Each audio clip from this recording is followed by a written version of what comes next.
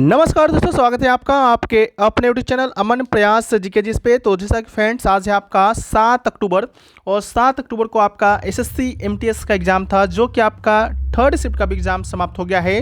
तो third shift में आपके 25 जीके जिसके प्रश्न जो कि पूछे गए थे, उन 2500 में से 25 प्रश्न जो कि आज मुझे प्राप्त हो गए हैं। तो आज की इस वीडियो में हम उन सभी प्रश्नों को है जो कि डिस्कस करने वाले हैं और साथ में एक्स्ट्रा इंपॉर्टेंट फैक्ट्स को भी देखते चलेंगे। बहुत सारे टॉपिक है जो कि आपको इस वीडियो में कवर होने वाले हैं, जहां से आपके एग्जाम में प्रश्न देखने को मिलते हैं। ठीक है, तो चलिए वीडियो को स्टार्ट कर लेते हैं बिना किसी देरी के।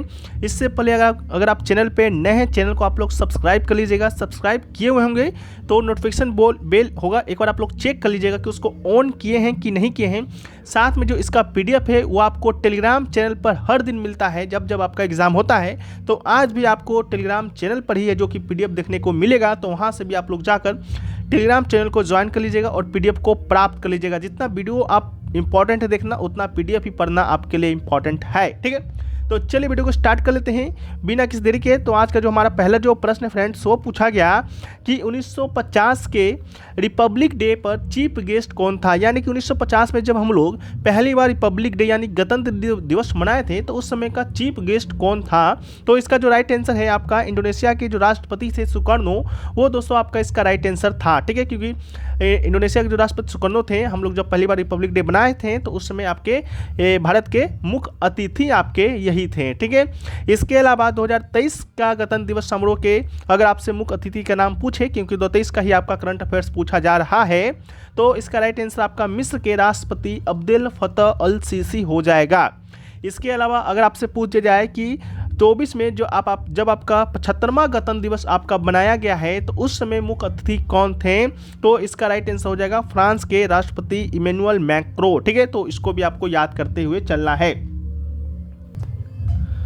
फ्रेंड्स, वीडियो में आगे बढ़ते हैं, लेकिन उससे पहले बात कर लेते हैं जो भी लोग एसएससी जीडी कांस्टेबल 2025 का तैयारी करने वाले हैं या कर रहे हैं या फॉर्म फिल कर दिए हैं या फॉर्म फिल करने वाले हैं। जैसा कि आपको इस बार जो वैकेंसी है एसएससी जीडी में आपका 2025 में लगभग 40,000 वैकेंसी देखने को मिला है। ठीक है, तो उसके लिए है जो कि टेस्ट बुक, जो कि पहले आपका मॉक टेस्ट में तो आप लोग का विश्वसनीयता हासिल किया ही किया, तो आपका टेस्ट बुक के द्वारा एक नया बुक है जो कि लॉन्च किया गया है एसएससी जीडी कांस्टेबल 2025 को लेकर। ठीक है, इस बुक में दोस्तों आपको क्या क्या मिलने वाला है उसको देखिए। 5000 प्लस अध्यायवार टीसीएस का पीवाईक्यू प्रश्न आपको मिलेंगे, साथ में उनसे उसका सोल्यूशन मिलेगा, उसका एक्स्ट्रा फैक्ट्स मिलेगा, जिसमें आपको चारों सब्जेक्ट आपके इसमें कवर होंगे। 4 या 5 सब्जेक्ट आपके कवर होंगे, जो भी लोग अंग्रेजी हिंदी चूज करते हैं, जहाँ पर आपको सामान्य बुद्धिमत्ता एवं विवेचना, सामान्य ज्ञान, सामान्य जागरूकता, प्रारंभिक गणित और अंग्रेजी और हिंदी। ठीक है, आपको बता दें कि अभी जो आपका एसएससी जो 24 का जो एग्जाम अभी कंडक्ट हुआ है, उसका भी पीवाईक्यू आपको इसमें समावेश किया गया, यानी कि ऐड किया गया है, जो कि अभी आपको किसी भी बुक में देखने को नहीं मिलेगा। ठीक है, देखिए आपको इसी प्रकार से सभी सब्जेक्ट के जो प्रश्न आपको यहाँ पर देखने को मिलेंगे 2024, 23, 22 तब का अपडेट आपको यहाँ पर किया गया है। यहाँ पर आपका यहाँ पर विषय सूची भी आप लोग देख सकते हैं किस प्रकार से यहाँ पर आपका विषय सूची को दर्शाया गया है, जहाँ पर भूगोल, इतिहास, पॉलिटी, जीव विज्ञान, रसायन विज्ञान, इकोनॉमिक्स, ठीक है, मैथ में कहें तो औसत, ब्याज, रीजनिंग में कहें तो एलिमेंट, सब कुछ आपको यहाँ पर देखने को मिलेगा। ठीक है, ये बुक प्राप्त आप कैसे कर सकते हैं, तो बुक प्राप्त करने के लिए लिंक जो है आपको डिस्क्रिप्शन में दिया गया है। यह बुक आपको हिंदी और अंग्रेजी दोनों लैंग्वेज में उपलब्ध है। बस आपको क्या याद रखना है, आपको याद रखना है एक कूपन कोड। ठीक है, कूपन कोड याद रखिएगा APGBK। ठीक है, ये कूपन कोड से आप अगर बुक को परचेस करते हैं तो आपको यहाँ पर 10% का एक्स्ट्रा डिस्काउंट मिलता है। ठीक है, तो कूपन कोड को याद रखिएगा APGBK। ठीक है, और जो भी लैंग्वेज में आप बुक खरीदना चाहते हैं, हिंदी या अंग्रेजी, तो आप लोग खरीद सकते हैं। इसका लिंक आपको डिस्क्रिप्शन में दिया गया है, तो आप लोग जाकर इसे बाय कर लीजिएगा, क्योंकि आपका एक तो up to date exam patterns और ट्रेंड्स पर आधारित पुस्तक बनाया गया है, साथ में आपके एग्जाम के लिए आपका मोस्ट रिलेवेंट है एंड फोकस क्वेश्चन ही इसमें आपका शामिल किया गया है, फालतू का कोई भी चीज़ नहीं है। ठीक है, तो चलिए हम लोग वीडियो में आगे बढ़ते हैं। तो हमारा जो नेक्स्ट क्वेश्चन है फ्रेंड्स, वो पूछा गया कि भारतीय संविधान का अनुच्छेद 21 जो ए है, वो दोस्तों आपका किससे संबंधित है। ठीक है, तो अनुच्छेद 21 की बात करेंगे तो अनुच्छेद 21 जो है ये है आपका 6 से 14 वर्ष आयु के बच्चों के लिए मुफ्त और अनिवार्य शिक्षा का अधिकार प्रदान करता है और उससे ही संबंधित है। अनुच्छेद 21 से यह घोषणा करता है कि राज्य 6 से 14 वर्ष की आयु के सभी बच्चों को मुफ्त और अनिवार्य शिक्षा प्रदान जो है जो कि करेगा, और यह प्रावधान केवल प्रारंभिक शिक्षा को मौलिक अधिकार बनाता है। इसके अलावा ये जो आपका है 2002 के 6वां संविधान संशोधन अधिनियम के द्वारा है जो कि जोड़ा गया था, और इसमें एक प्रमुख मील का पत्थर माना जाता है क्योंकि देश का लक्ष्य सभी के लिए शिक्षा हासिल करना है। कुछ और अनुच्छेद को हम लोग देखें जहां से आपके एग्जाम में प्रश्न बनते हैं, तो अनुच्छेद 14 कानून के समक्ष समानता, अनुच्छेद 19 भाषण और अभिव्यक्ति की स्वतंत्रता, 21 जो है जीवन का अधिकार और व्यक्तिगत स्वतंत्रता, 21A आपका शिक्षा का अधिकार, 35 से जम्मू कश्मीर विधायिका राज्य के अस्थायी निवासियों को परिभाषित करने के लिए, 44 सामान्य नागरिक संहिता, 51 है आपका मौलिक कर्तव्य, अनुच्छेद 112 आपका बजट, अनुच्छेद 324 आपका चुनाव आयोग से, अनुच्छेद 343 आपका आधिकारिक भाषाएं से है, 52 आपका राष्ट्रीय आपातकाल से है, अनुच्छेद 368 आपका संविधान संशोधन से संबंधित है, और अनुच्छेद 370 जो है जम्मू कश्मीर राज्य के संबंध में अस्थायी प्रावधान करता था जो कि आपका निरस्त हो गया है। नेक्स्ट क्वेश्चन जो पूछा गया कि मगरमच्छ के दिल में कितने कक्ष होते हैं, तो राइट आंसर था आपका 4। आपको बता दें कि केवल मगरमच्छ कहें तो क्रोकोडाइल ही एक ऐसा सरीसृप है जिसमें 4 कक्षीय हृदय पाया जाता है, जिसमें से 2 एट्रिया यानी कि ऑरिकल्स और 2 वेंट्रिकल्स होते हैं, जिसमें अन्य श्रिपों से अलग बनाते हैं। इसके अलावा हृदय को कक्षों या कमरों में विभाजित किया जाता है जो ऑक्सीजन युक्त और ऑक्सीजन रहित रक्त के आपस में मिलने से बचाने में मदद करता है। उभयचर और सरीसृप मगरमच्छ को छोड़कर 3 कक्षीय हृदय होता है, जिसमें 2 अटरिया और 1 अटरिया 1 निलय होता है। मगरमच्छ का हृदय 4 कक्षीय होता है। मछलियों की बात करेंगे तो 1 अलिंद 1 निकाय होता है, 2 कक्षीय हृदय होता है आपका मछली में।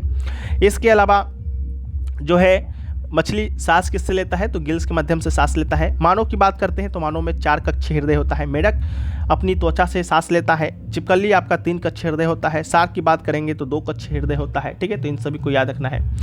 नेक्स्ट क्वेश्चन है कि विजय कुमार सिन्हा और सम्राट चौधरी जो हैं किस राज्य के उप मुख्यमंत्री हैं। ठीक है, अभी भी है, तो इसका राइट आंसर आपका बिहार होगा। विजय कुमार सिन्हा और सम्राट जो चौधरी हैं आपके बिहार राज्य के हैं जो कि मुख्यमंत्री हैं।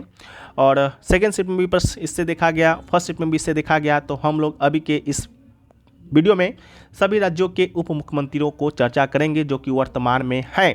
ठीक है, तो वर्तमान की बात करते हैं तो वर्तमान में 15 राज्यों में 26 राज्यों और 3 केंद्र शासित प्रदेशों में से उप मुख्यमंत्री हैं। इसमें से बिहार, छत्तीसगढ़, मध्य प्रदेश, महाराष्ट्र, मेघालय, नागालैंड, उड़ीसा, राजस्थान और उत्तर प्रदेश में 2-2 उप मुख्यमंत्री हैं। ठीक है, यहाँ पर आप लोग मुख्यमंत्री की सूची देख सकते हैं। आंध्र प्रदेश के मुख्यमंत्री की बात करते हैं तो कोनिडाला पवन कल्याण है।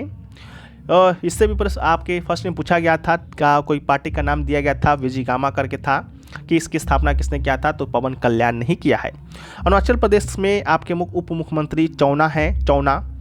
बिहार की बात करेंगे तो सम्राट चौधरी, विजय कुमार सिन्हा हैं। इसके अलावा छत्तीसगढ़ की बात करते हैं तो अरुण साव हैं और विजय शर्मा हैं। हिमाचल प्रदेश की बात करेंगे तो मुकेश अग्निहोत्री हैं, आप लोग फिगर भी देख सकते हैं। कर्नाटक में DK शिव कुमार है। मध्य प्रदेश में राजेंद्र शुक्ला और जगजीत देवरा हैं। महाराष्ट्र में देवेंद्र फडणवीस और अजित पवार जी हैं। मेघालय में प्रेस्टोन तिनसोंग और अस्निवाल भलंगधर हैं। नागालैंड का भी मुख्यमंत्री उप मुख्यमंत्री पूछा गया था अभी सेकेंड शिफ्ट में, तो यानोथुंग पैटर्न और TR जेलियांग हैं। तेलंगाना का मल्लू भट्टी विक्रमार्क है। तमिलनाडु का उदयनिधि स्टालिन है। राजस्थान का दिया कुमारी और प्रेमचंद्र बैरवा हैं। ओडिशा का कनकवर्धन सिंह देव हैं और पर्वती परिदा है। ठीक है, इसके अलावा आपका उत्तर प्रदेश के मुख्यमंत्री उप मुख्यमंत्री जो हैं केशव प्रसाद मौर्य हैं और ब्रजेश पाठक जी हैं, तो इसको भी याद रखना है। नेक्स्ट क्वेश्चन पूछा गया कि सलुवा राजवंश के संस्थापक कौन है। हम प्रश्न में तुलुवा भी जोड़ दिए हैं जो कि दूसरे का आपका परस्पर संबंधित ही है। तो सुलभा के संस्थापक थे आपके नरसिंह प्रथम, तो इसका राइट आंसर था, जिन्होंने 1486 से 1491 तक शासन किया था। तुलवा की बात करेंगे तो तुलवा जो है आपका तुलवा राजवंश का संस्थापक था नायक तुलवा, वो महान शासक कृष्णदेवराय का पिता थे। ठीक है, इसके अलावा ये जो 2 राजवंश है आपका विजयनगर साम्राज्य से ही संबंधित है। विजयनगर साम्राज्य की बात करते हैं तो 4 राजवंशों ने इस पर शासन किया था। संगम राजवंश, सुलभ राजवंश, तुलु राजवंश और अरावली राजवंश। ठीक है, तो संगम राजवंश की बात करेंगे तो विजयनगर साम्राज्य पर शासन करने वाला पहला राजवंश था। हरिहर प्रथम और बुक्का के द्वारा इसे स्थापित किया गया था। 1336 में किया गया था, 34 यहाँ लिखा गया है। 85 तक संगम राजवंश शासन किया। दूसरा सुलभ राजवंश आया और ये दूसरा राजवंश था और ये आपका 1485 से 1505 तक इसने शासन किया था। ठीक है, इसके अलावा तुलवा राजवंश की बात करेंगे तो ये तीसरा राजवंश था और इसके सबसे प्रसिद्ध शासक कृष्णदेवराय थे और ये राजवंश 1491 से 1570 तक शासन किया। अरावली वंश की बात करेंगे तो 1570 में इसका स्थापना होता है, तिरुमल नामक व्यक्ति के द्वारा किया जाता है। ठीक है। वेंकट द्वितीय इस वंश का सबसे प्रमुख शासक था, उसको याद रखना है। इसी वंश के साथ जो है विजयनगर साम्राज्य का जो समाप्ति है वो हो गया था। इसके अलावा यहाँ पर कुछ हम ये जो आपके साम्राज्य के संस्थापक के बारे में लिखे हैं, तो आप लोग अवधि को यहाँ पर इग्नोर कीजिएगा। अवधि से आपके कोई भी रिलेटेड प्रश्न आपके एग्जाम में नहीं बनता है। आपके एग्जाम में वंश संस्थापक और अंतिम शासक से बनता है। तो हरिक वंश के संस्थापक बिंबिसार, अंतिम शासक नागदशक। शिशुनाग वंश का शिशुनाग था। महानंदिनी अंतिम शासक था। नंद वंश का महापद्मानंद था और धनानंद अंतिम शासक था। मौर्य वंश का चंद्रगुप्त मौर्य था और बृहदत्त अंतिम शासक था। शुंग वंश का पुष्यमित्र शुंग और देवभूति अंतिम शासक था। कन्या वंश का वासुदेव कन्या और सुशर्मन अंतिम शासक। गुप्त वंश का श्रीगुप्त विष्णुगुप्त अंतिम शासक। चोल वंश का विजय याले चोल अंतिम शासक राजेंद्र चोल तृतीय। सातवाहन का सिमुक था और सतकर्णी अंतिम शासक था। कुषाण का कजुला कट पिसस था और कीपुनंदा अंतिम शासक। पल्लव का सिंह विष्णु था। अपराजित वर्मन अंतिम शासक। चालुक्य वंश का पुलकेशिन प्रथम कीर्तिवर्मन अंतिम शासक। राष्ट्रकूट का दंती दुर्ग इंद्र चतुर्थ अंतिम शासक। गुलाम वंश का कुतुबुद्दीन ऐबक मुइजुद्दीन के कवाद आपका इसका अंतिम शासक। खिलजी वंश का जलाउद्दीन खिलजी खुसरो खां अंतिम शासक। तुगलक वंश का गयासुद्दीन तुगलक फिरोज शाह तुगलक अंतिम शासक। लोधी वंश का बहलोल लोधी इब्राहिम लोधी अंतिम शासक। मुगल वंश का बाबर और अंतिम शासक बहादुर शाह द्वितीय। ठीक है, तो इसको याद रखिएगा। नेक्स्ट क्वेश्चन है कि 25 डिग्री यानी कि कमरे के तापमान पर कौन सा जो तत्व है आपका तरल हो जाता है यानी कि द्रव हो जाता है। तो राइट आंसर ब्रोमीन यानी कि Br, पारा यानी कि Mg इसका राइट आंसर होगा। ब्रोमीन एक लाल भूरे रंग का तरल है जो कि हेलोजन समूह का हिस्सा है। और पारा की बात करेंगे तो चमकीला चांदी से धातु जो कमरे के तापमान पर आपका तरल हो जाता है। अगला प्रश्न आपका प्रधानमंत्री मुद्रा योजना से संबंधित आया था। प्रश्न क्या आया मुझे नहीं मालूम, लेकिन यहाँ हम लोग प्रधानमंत्री मुद्रा योजना को डिस्कस करेंगे जो कि 8 अप्रैल 2015 को शुरू किया गया था। भारत सरकार का एक प्रमुख योजना था। इस योजना का उद्देश्य गैर कॉर्पोरेट गैर कृषि छोटे सूक्ष्म उद्यमों को 10 लाख रुपए तक ऋण प्रदान करना था। इस योजना के तहत 3 श्रेणियां हैं। शिशु के लिए 50,000 रुपये तक, किशोर के लिए 50,000 रुपये से लेकर 5 लाख रुपए तक का लोन और तरुण की बात करेंगे तो 5 लाख रुपए से 10 लाख रुपए तक का ऋण इसमें दिया जाता है। अगला क्वेश्चन पूछा गया सोनू सूद को 2021 में किस क्षेत्र में उनके योगदान के लिए पद्मश्री से सम्मानित किया गया। तो राइट आंसर आपका समाज सेवा के लिए दिया गया था। अगला है कि भारत के पहले ओलंपिक प्रतिनिधि कौन थे। तो राइट आंसर नॉर्मन पिचार्ड थे। भारत के पहले ओलंपिक प्रतिनिधि नॉर्मन पिचार्ड थे जिन्होंने 1900 में पेरिस ओलंपिक में भाग लिया। भारतीय ओलंपिक संघ की स्थापना 1927 में हुआ था। भारतीय ओलंपिक संघ के पहले अध्यक्ष हैं सर दुरावाजी टाटा और वर्तमान में आपकी पीटी उषा जी हैं जो कि भारतीय ओलंपिक संघ यानी कि आयोग की पहली महिला अध्यक्ष हैं। ठीक है, इसको भी याद रखिएगा। नेक्स्ट है कि भीमसेन साहनी की प्रसिद्ध पुस्तक कौन सी है। तो राइट आंसर आपका तमस होगा। भीमसेन साहनी हिंदी भाषा के एक भारतीय लेखक है। उन्होंने अपने प्रसिद्ध उपन्यास तमस के लिए जाने जाते हैं। तमस 1947 के भारत विभाजन के दंगों पर आधारित एक उपन्यास है जिसे उन्होंने रावलपिंडी में देखा था और 1975 में साहित्य अकादमी पुरस्कार भी उन्होंने जीता है। 1988 में पद्म विभूषण का अवार्ड उन्होंने जीता है। ठीक है, तो इसको भी याद रखना है। अगला है खीरा जो है किस प्रकार का फसल है। तो राइट आंसर आपका जायद होगा। खीरा यानी कि कुकुम्बर, वैज्ञानिक नाम है कुकुमिस सटिवस, जायद की फसल है। ऋतु के आधार पर 3 प्रकार फसलों का वर्गीकरण 3 प्रकार किया जाता है। रबी फसल जिसे कि हम उचित ऋतु की फसल भी कहते हैं। बुआई की बात करेंगे तो अक्टूबर नवंबर के महीनों में होता है। कटाई आपका अप्रैल और मई के माह तक हो जाता है। प्रमुख फसल की बात करेंगे तो गेहूं, जौ, चना, सरसों, मटर, बरमिस, रिजका, हरा चारा, मसूर, आलू, राई, तंबाकू, लाही, जई, अलसी, सूरजमुखी आपके यहाँ के प्रमुख फसल हैं। खरीफ फसल की बात करेंगे तो आपका जो बुआई होता है जून जुलाई में होता है और कटाई की बात करेंगे तो अक्टूबर नवंबर में हो जाता है। और प्रमुख फसल कपास है, मूंगफली है, धान है, बाजरा है, मक्का है, शकरकंद है, उर्द है और मूंग है, मोठ है, लोबिया, ज्वार, अरहर, ये सभी आपका क्या है खरीफ फसल है। गन्ना, सोयाबीन भी याद रखिएगा। तिल, ज्वार, जूट, सनई भी है। एक है जायद की फसल, इसकी मुख्य प्रमुख फसल है तरबूज है, खीरा है, खरबूजा है, ककड़ी है, मूंग है, उड़द है, सूरजमुखी है। ठीक है, मार्च अप्रैल में जायद की फसल बोया जाता है और कटाई जून में हो जाता है। अगला है कि भारत का पहला क्षेत्रीय ग्रामीण बैंक यानी कि आरआरबी कौन था। तो इसका राइट आंसर प्रथमा बैंक था जिसकी स्थापना 2 अक्टूबर 1975 को हुआ था। ठीक है, तो इसको भी आपको याद रखना है। कहाँ पर था तो मुरादाबाद में, यूपी का। ठीक है, वर्तमान में 43 आरआरबी है। ठीक है, तो इसको भी याद रखना है। अगला है भारतीय संविधान का किस अनुच्छेद के तहत संसद का गठन किया जाता है। तो राइट आंसर अनुच्छेद 79 होगा। अनुच्छेद 79 के तहत संसद का गठन किया जाता है। उसमें कहा गया है कि संघ के लिए एक संसद होगा जिसमें राष्ट्रपति और 2 सदन को क्रमशः राज्यों का परिषद राज्यसभा लोकसभा के रूप में जाना जाएगा।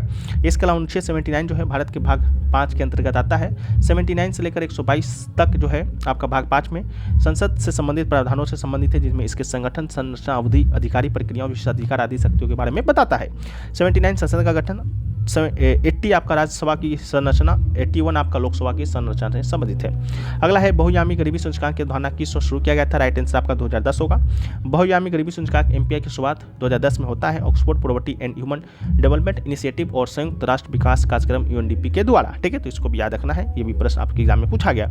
अगला है जो कि मेट्रोकॉन्स जो है भारत के किस भाग में आपका फलाफूरा, तो पश्चिम भाग में फलाफूरा। ठीक है, तो पश्चिम भाग इसका राइट आंसर होगा। गुजरात और सौराष्ट्र कठियावाड़ क्षेत्र पर शासन करता था। इसकी राजधानी वल्लभी थी, वर्तमान में वल्ला। और इसके जो संस्थापक थे गुप्त वंश का सेनापति था भट्टारक, उसके द्वारा ही इस वंश का स्थापना किया गया था। ठीक है, तो इसको भी याद रखना है। अगला है कि बस्तर दुर्गा किस राज्य से संबंधित है? तो राइट आंसर दोस्तों आपका छत्तीसगढ़ हो जाएगा। एक और नाम दिया गया था जो कि महाराष्ट्र से संबंधित था, बाकी वो हमें मिला नहीं, तो बस्तर दुर्गा ही मिला जो कि आपका यहाँ से छत्तीसगढ़ से संबंधित है। इसके अलावा क्विट इंडिया मूवमेंट के बारे में पूछा गया, किस वर्ष शुरू किया गया था? 1942 में ये शुरू किया गया था महात्मा गांधी जी के द्वारा ब्रिटिश शासन के खिलाफ। इसके अलावा 1857 से 1947 तक भारत के राष्ट्रीय आंदोलन की सूची को हम लोग देखें तो 1857 का विद्रोह 1857 में होता है। भारतीय राष्ट्रीय कांग्रेस की स्थापना 85 में होता है। स्वदेशी आंदोलन बंगभंग आंदोलन 1905 में, मुस्लिम लीग का स्थापना 1906 में, गदर आंदोलन 1913 में, होम रूल आंदोलन अप्रैल 1916 में, चंपारण 1917, खेरा 1917 ही, अहमदाबाद मिल हड़ताल 18 में, रॉलेट सत्याग्रह 1919 में, खिलाफत 1920 में, असहयोग आंदोलन 1920 में, बारदोली 1928 में, नमक सत्याग्रह या डांडी मार्च 1930 में, सविनय अवज्ञा आंदोलन 1930 में और भारत छोड़ो आंदोलन 1942 में। अगला है टैगोर रत्न पुरस्कार किस राज्य के द्वारा दिया जाता है? पश्चिम बंगाल इसका राइट आंसर होगा। पश्चिम बंगाल सरकार के द्वारा टैगोर रत्न पुरस्कार है जो कि दिया जाता है। अगला है ड्राफ्टिंग कमेटी के अध्यक्ष कौन थे? तो राइट आंसर आपका डॉक्टर भीमराव अम्बेडकर होगा। भारत के लिए एक ड्राफ्ट संविधान के तैयार करने के लिए 29 अगस्त 1947 को संविधान सभा ने डॉक्टर भीमराव अम्बेडकर की अध्यक्षता में ड्राफ्टिंग समिति की स्थापना किया था। 7 सदस्य थे। ठीक है, और अध्यक्ष आपके भीमराव अम्बेडकर थे। कौन कौन अध्यक्ष आपके ये थे? भीमराव अम्बेडकर, एन गोपाल स्वामी अयंगर, अलादीन स्वामी अय्यर, डॉक्टर के मुंशी, सैयद मोहम्मद सादुल्ला, ठीक है, माधवराव, फिर टी कृष्णमारी, ये सभी आपके थे। ठीक है, अगला है छऊ दांस के साथ संबंधित है, तो राइट आंसर होगा उड़ीसा, झारखंड और पश्चिम बंगाल। फर्स्ट शिफ्ट के वीडियो में ही हम लोग इसको डिस्कस किए थे कि छऊ जो है 3 शैलियों में आधारित है, विभाजित है। पुरुलिया छऊ पश्चिम बंगाल में, झारखंड में सरायकेला और मयूरभंज में उड़ीसा। ठीक है, तो ये सभी आपके एग्जाम में पूछा गया। बाकी एक क्वेश्चन और पूछा गया था बाल झड़ने वाला, वो क्लियर नहीं हो पाया है, हालांकि विटामिन का नाम दिया गया था। तो आप लोग जो भी एग्जाम देकर आ रहे हैं आप लोग बताइएगा उससे क्या प्रश्न है जो कि पूछा गया था। ठीक है, बाकी हम लोग उसको पीडीएफ में डाल देंगे। और अभी का ये वीडियो आपको कैसा लगा कमेंट सेक्शन में बताइएगा। अच्छा लगा वीडियो को लाइक कर दीजिएगा, चैनल पे नए होंगे चैनल को सब्सक्राइब कर दीजिएगा और नोटिफिकेशन बेल कॉल पर भी क्लिक कर दीजिएगा। ठीक है, मिलते हैं हम लोग नेक्स्ट वीडियो में, जब तक के लिए जय हिंद फ्रेंड्स।